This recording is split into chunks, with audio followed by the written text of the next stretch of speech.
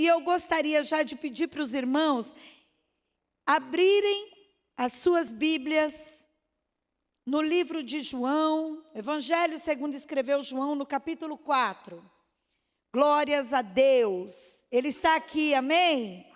Nós estamos aqui para louvá-lo e bendizê-lo. E estamos numa campanha do milagre imediato. Quem precisa de milagre aqui, levanta a mão. Gente, levanta até o pé, né? Glória a Deus. Evangelho segundo escreveu João, capítulo 4, verso 46 ao 54. Amém? Pode ler? Glória a Deus. Segunda vez foi Jesus a Caná da Galileia, onde da água fizera vinho. E havia ali um oficial do rei, cujo filho estava enfermo em Cafarnaum. Ouvindo esse que Jesus vinha da Judeia para a Galileia, foi ter com ele e rogou-lhe que descesse e curasse o seu filho, porque já estava à morte. Então Jesus lhe disse: se não virdes sinais e milagres, não crereis. Disse-lhe o oficial: Senhor, desce antes que meu filho morra. Era imediato o milagre que ele precisava? Muito. Disse-lhe Jesus: vai, o teu filho vive. E o homem creu na palavra que Jesus lhe disse e foi-se. E descendo ele, logo saíram-lhe ao encontro os seus servos e lhe anunciaram, dizendo: o teu filho vive. Perguntou-lhes, pois, a que hora se achara melhor? E disseram-lhe: ontem, às 7 horas, a febre o deixou. Entendeu, pois, o pai, que era aquela mesma hora em que Jesus lhe disse: o teu filho vive. E creu ele e toda a sua casa. Jesus fez esse segundo milagre quando ia da Judeia para Caná da Galileia. Fecha os teus olhos. Senhor, nós te rendemos toda a glória e adoração nessa noite. E eu sei, Senhor, que os teus filhos, toda a tua igreja, está aqui, Senhor, para te adorar, para bendizer o teu nome. Mas também porque necessitam de milagres. E muitos deles, Senhor, urgentes, imediatos. Através dessa palavra, que o Senhor possa acrescentar em nós fé. E que possamos sair daqui confiantes que basta uma palavra para que tudo se torne real e para que o milagre aconteça. Nós te agradecemos no nome de Jesus. Amém. Pode se assentar. Glória a Deus. O tema dessa mensagem é crer para testemunhar. Vira para alguém bonito que está aí do seu lado e diz: crer para testemunhar. Tem muita gente que quer ver para crer, mas nós vamos crer para testemunhar. Antes que aconteça, antes que a gente consiga ver um sinal, nós já vamos testemunhar da grandeza de Deus, da graça dele sobre as nossas vidas. Olha que coisa linda. Jesus ele esteve com a mulher samaritana em alguns versículos antes, no mesmo capítulo 4.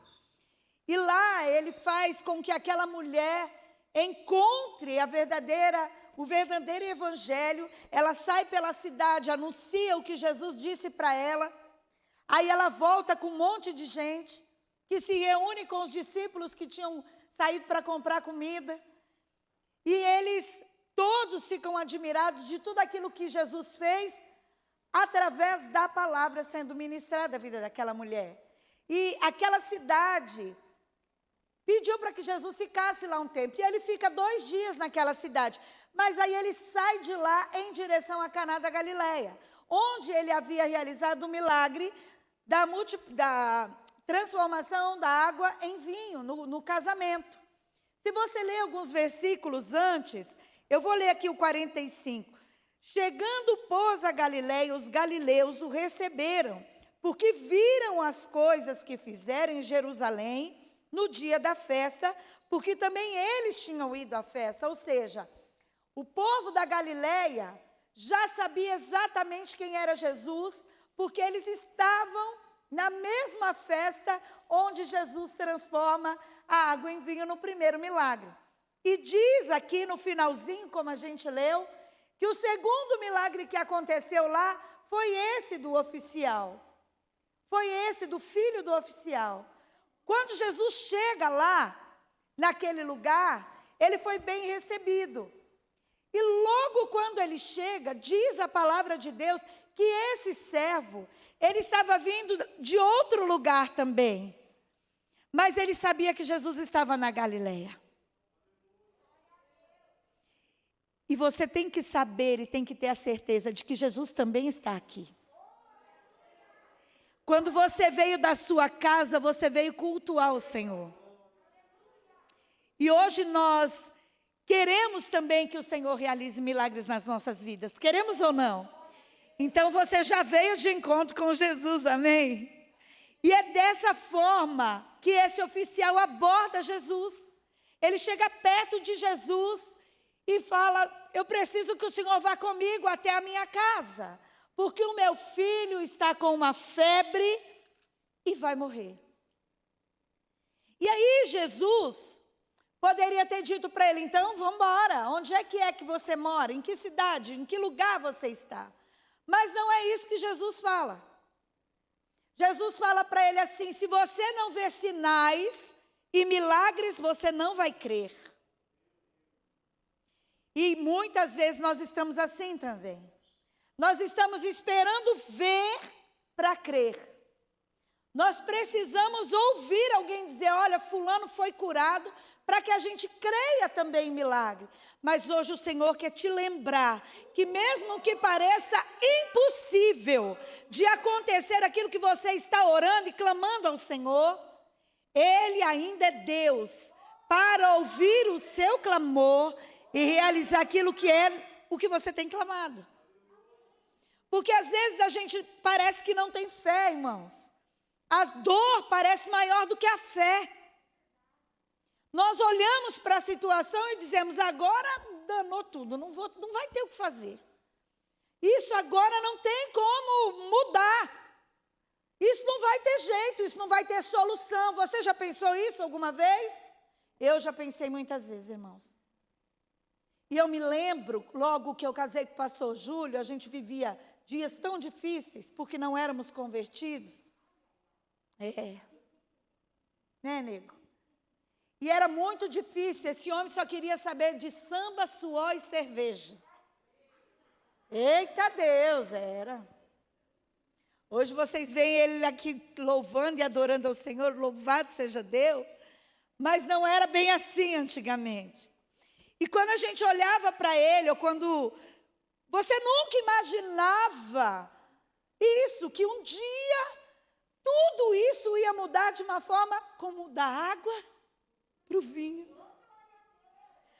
Não dava para fazer menção a respeito disso, porque, irmãos, era tão maravilhoso que às vezes eu e o pastor Júlio estava vindo do pagode, 4 horas da manhã, pastor Júlio com um cavaquinho nas costas, a gente indo para minha casa, para a casa da minha mãe, ele estava indo me levar em casa 4, 5 horas da manhã, e descia um monte, hoje a gente sabe, né, pastor? Mas naquela época a gente não imaginava, descia um monte de irmãos do monte que tinha lá perto da casa da minha mãe, passava por nós, sabe o que eles falavam? A paz do Senhor. O Júlio falava: eles são doidos, eles estão achando que a gente é crente. Mal sabia, gente, que o Senhor já tinha um projeto e um plano. Porque a gente não conseguia ver. Presta atenção, tem coisa na sua vida que você ainda não está conseguindo enxergar. Mas pensa, se Jesus está contigo, não tem como dar errado. Pode até parecer que está demorando, mas o Senhor está agindo. Mesmo que você não veja, mesmo que você não consiga imaginar, vai acontecer milagre hoje aqui. Amém. Glória seja dada ao Senhor. Louvado seja Deus. Sabe por que esse homem estava desesperado? Por que ele queria levar Jesus? Porque a palavra diz que lá em Cafarnaum é um lugar pantanoso, tropical, e conforme tinha as chuvas, juntava muito inseto. E era comum muitas pessoas morrerem naquela época dessa febre. Então, por que esse nobre diz, esse pai diz, o meu filho está com uma febre e ele vai morrer? Porque era um diagnóstico que todos tinham daquela época. Era uma febre comum que levava à morte por causa de insetos que havia naquele lugar. Então, a certeza que o pai tinha era do que era comum acontecer. É comum que as pessoas na nossa cidade que tenham essa febre morram desse problema. Morram por causa dessa febre. E as pessoas às vezes dizem palavras para nós, no meio da nossa tribulação, que são comuns de dizer. Isso aí não tem jeito não. Essa pessoa aí, seu casamento, só se for mesmo, só se Jesus vier pessoalmente do céu. Mas deixa eu te falar uma coisa, se for necessário, Ele faz. Sabe qual é o ingrediente para crer nisso? Fé. A gente só precisa acreditar, a gente só precisa estar confiante. Seja uma enfermidade, seja um problema conjugal, seja um problema dos filhos, nas drogas, na bebida, no mundo. Seja o que for que você está esperando do Senhor, você só precisa crer que Ele vai fazer. E a palavra do Senhor diz que Jesus, ouvindo aquele pai, ele diz assim, o teu filho vive. Irmãos, o pai estava desesperado. Era uma febre comum de morte. O menino estava em Cafarnaum, era aproximadamente, eu estava pesquisando, 50 quilômetros da Galileia até lá. Para você ter uma ideia, uma distância como daqui em Jundiaí, mas era a pé. Então, era uma distância razoavelmente não tão próxima. O homem queria que Jesus fosse lá e colocasse as mãos sobre o menino para que ele fosse curado. Mas sabe o que Jesus fez? Apenas uma palavra. O teu filho vive. Vira para alguém aí e diz assim, o teu milagre já chegou. Tem uma palavra de Deus para você. E você vai sair daqui com ela. Você não vai sair daqui duvidando disso. Porque a única coisa para que o seu milagre aconteça, e é um milagre imediato, foi o que aconteceu na vida do filho desse homem. Uma palavra. E você quer saber aonde foi? Quando os servos dele, ele estava chegando em Cafarnaum. Eu acredito que ele tinha fé, mas o seu coração estava angustiado. Porque quem é pai e mãe aqui sabe o que é ter um filho doente. Ter um filho que você não sabe o que vai fazer. Alguém da sua família já é difícil, mas quando é um filho, fala sério, irmãos, dói muito mais na gente. Eu acredito que esse pai foi indo para Cafarnaum meio angustiado, meio ainda sem acreditar. Você sabe por que eu estou dizendo isso? Porque ele encontra os servos. E os servos dizem assim, o teu filho vive. E ele ficou feliz. Mas olha que coisa interessante. Ele pergunta assim, a que horas a febre o deixou? E eles dizem, às 7 horas a febre o deixou. E foi exatamente no momento em que Jesus havia lançado a palavra. Por isso que a gente precisa confiar. Às vezes a palavra sai desse altar para você. E você sai aí no meio da rua e pensa, será mesmo, Jesus? Aí você chega em casa, as coisas estão iguais. Está tudo bagunçado, fora do lugar. A doença está lá. O que bebe está lá, a mulher rixosa está lá, o filho que te dá problema está lá, a dor do desemprego está lá, a falta de dinheiro está lá, o medo está lá, o desespero está lá, mas o Senhor te lança uma palavra nessa noite. Uma palavra que você vai agarrar e vai sair daqui crendo, em nome de Jesus. Quando você estiver, você vai lembrar disso que eu estou te dizendo. Vai ter um dia que você vai dizer assim, mas quando foi que tudo isso aconteceu? Aquele dia que aquela pastora meia maluca estava lá e disse que o Senhor ia fazer, porque Ele vai fazer, em nome de Jesus. eu li algo que eu achei tremendo há muitos anos atrás. Antes eu quero contar uma que o pastor Marcos Soares contou num culto. Ele disse num culto de casais que uma mulher, ela vinha todos os dias, diaconisa. Recebe aí, diaconisa. Essa diaconisa, ela vinha todos os dias para o culto, era uma mulher fiel, mas o marido não queria saber de Jesus, não queria. Lá da igreja do pastor Marcos Soares, no Itaim Paulista. E ele disse que a igreja lotava, eram 3 cultos, mas ele olhava e sempre tinha uma blusa pendurada numa cadeira, como se alguém fosse sentar ali. E alguém perguntou um dia para ela, a senhora sabe quem é? Ela falou assim, não, esse lugar é do meu marido. Amém. Irmãos, essa mulher fez isso por, ouçam, 2 anos. Esse lugar é do meu marido. Esse lugar é do meu marido. E aí o pastor e a pastora chamaram o marido, que hoje é o líder do diaconato da igreja do Itaim Paulista. O nome disso é fé. O nome disso é fé. O marido não sentava naquela cadeira, mas ela reservava e profetizava. Houve um dia que eu li um texto que eu acho muito interessante, de um livro de uma mulher, de missionárias. O nome do livro é Mulheres e Seu Deus Maravilhoso. E essa mulher diz, o nome dela era Ellen, ela era uma médica missionária na década de 80. Ela foi trabalhar no Congo, lá na África. E ela cuidava de orfanato, ela cuidava dos primeiros socorros. Ela não fazia cirurgia, mas das enfermidades que havia ali, ela sempre estava cuidando das pessoas.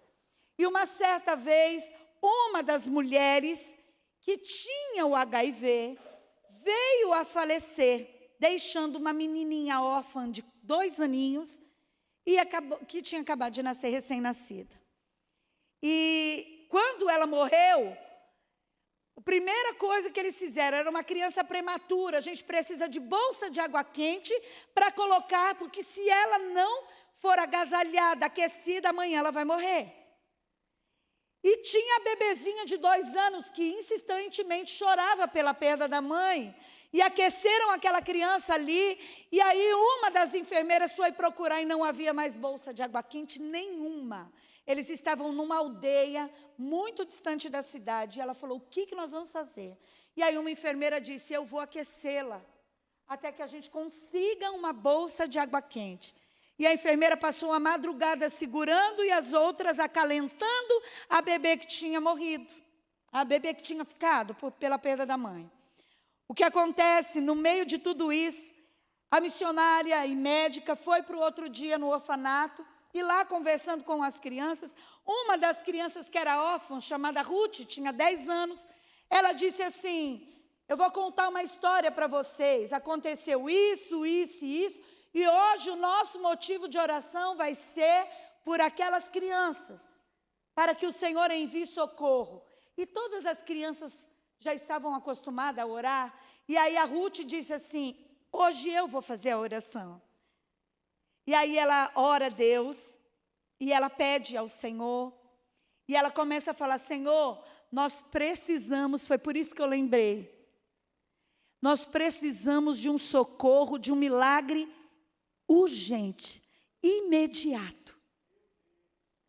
E aí elas começaram a orar, Senhor, manda uma bolsa de água quente imediata. Manda também uma boneca, porque aí ela fala o nome da menina, está chorando muito.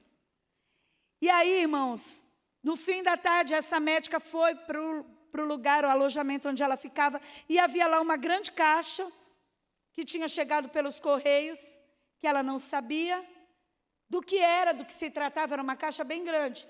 E aí, quando ela leu, a caixa vinha do Reino Unido e tinha sido postada 5 meses atrás. E ela abriu. E quando ela foi mexendo nas coisas, havia gases e diversas coisas para ataduras e medicamentos, Mas aí quando ela enfiou a mão, ela viu uma bolsa, apenas uma bolsa de água quente. Mas quando ela fuçou mais, ela achou uma boneca. Isso aconteceu de verdade. E aí, quando ela escreveu para a mulher que tinha postado, a mulher disse: nós estávamos separando porque todos os meses nós fazemos isso. E nós enviamos para o campo missionário objetos de medicação e tudo mais. E o dia que eu estava separando, a minha filha disse: mamãe, eu posso mandar uma boneca para alguém que precisa? E jogou a boneca dentro da caixa. Isso aconteceu de verdade. E eu louvo a Deus por essas coisas, irmãos, porque tem milagre preparado para você, que você nem imagina que vai chegar. Mas Deus já preparou. Ele vai fazer acontecer, porque o nosso Deus é fiel. Ele nunca nos despede com mão vazia. Nós precisamos crer e confiar. Às vezes nós estamos aqui assim, amém, amém. Mas a dor nos sufoca de uma forma tão terrível, que o nosso amém parece não ser um amém, que significa assim seja. Mas é um amém. E eu sei que você está aqui participando dessa campanha, porque de alguma forma você tem a certeza absoluta, você tem uma convicção dentro do seu coração, de que Deus vai fazer. Às vezes, porque nós somos crentes há muito tempo, a gente já ouviu tanto a respeito de milagre. Eu já estou tão acostumada com isso, pastora. Não se acostume assim. Acostume-se a viver por milagres. A viver de provisão de Deus, do socorro do Senhor. Porque o servo do Senhor sabe o que é viver assim. Quantas vezes eu vivi isso? O socorro de Deus na minha vida.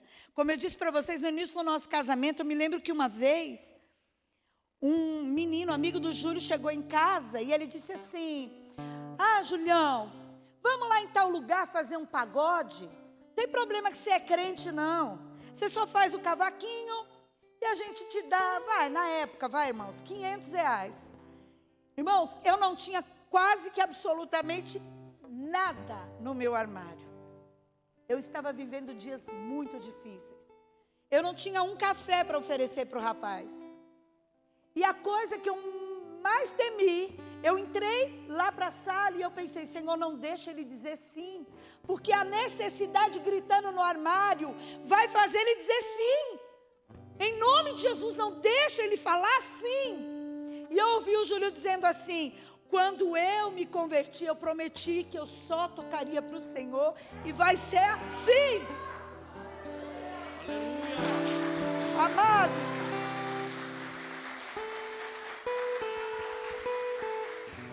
esse menino é um compositor famosíssimo do Exalta Samba.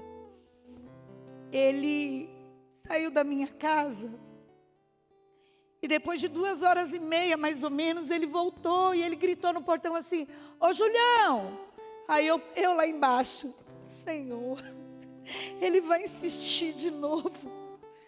Mas não era isso. Ele desceu com tanta coisa de mantimento.